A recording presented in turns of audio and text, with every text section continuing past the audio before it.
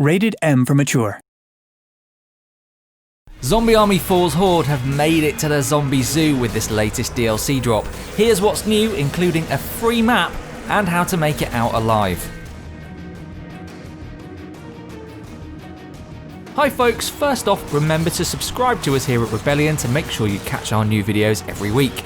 Okay, now time for a PSA. Do not feed the shambling reanimated dead. Repeat, do not feed them. You might be in a zoo, but this all-new Horde mode map for Zombie Army 4 isn't for strolling around and petting the populace. No, you're going to want to get out of here pretty sharpish. With a few pointers from your old pals at Rebellion, you'll do just that. See, Horde mode needs a deft touch that's quite unlike your campaign strategy, and if you haven't already seen our Horde mode tips video, you can go and do that now. That's what pause buttons are for. Okay, just kidding. That was mean of me. Whether you know the basics of Horde survival or not, here's a few tips to get you out of the zombie zoo alive, and a look at the all-new Crossbow Pistol for campaign mode.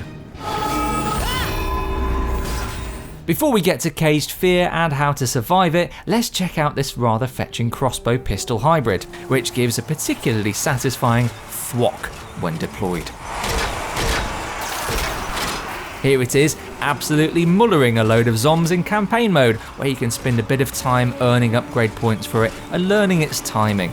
There's a slight delay to the fire, as you would expect from a tiny wee pistol that fires arrows, so it's best to get acquainted somewhere friendly like Mission 1 and load up on upgrades like lightning before taking it into the nastier corners of campaign later on. On to Caged Fear then, an all-new Horde map. First thing to mention about this new map's layout is that there is not much space for running about carefree, is there? It's a sizable piece of real estate, but the walls and barriers and cages tend to pen you into small areas, which is the polar opposite of what you want when you're forcibly separating craniums from undead shoulders. So if you want to avoid getting nibbled every few seconds, plan a route in and out of these tighter spaces where ammo and supply drops tend to appear.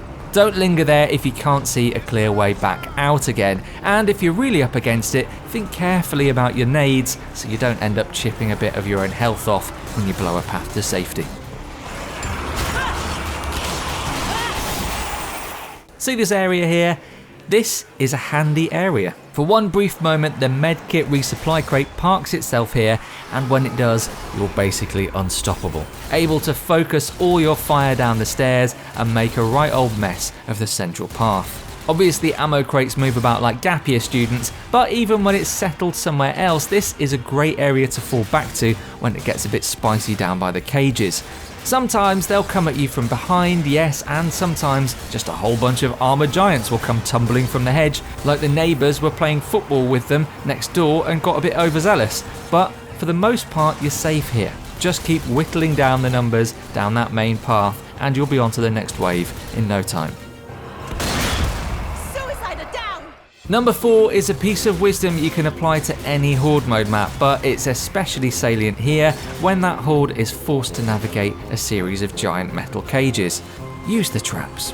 Over in this side of the map, it's really easy to be overrun if you take your eye off the exit routes for too long, and so with this little space to work with, being overrun is bad news. Fortunately, you can basically clear out a whole room in one go by shooting this trap, and once the bodies hit the floor, you'll have a lot more real estate to work with. Problem solved.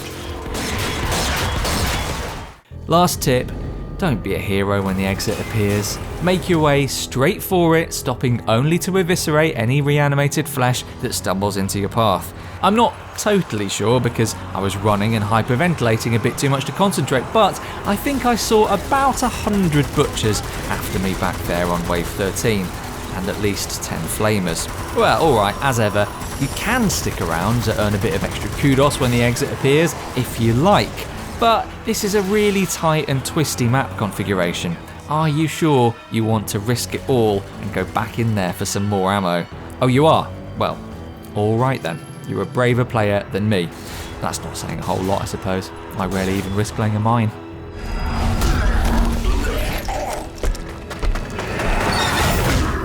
Caged Fear is free to download right now, and the new weapons available to purchase too. So if that little peek tickled your fancy, you know what to do.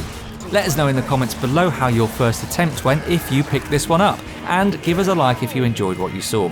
We put out new videos twice weekly here at Rebellion, so hit the subscribe button and turn on notifications if you don't want to miss out on those as they drop. And thanks for watching, everyone. Until next time, stop showing off and just run for the exit, eh?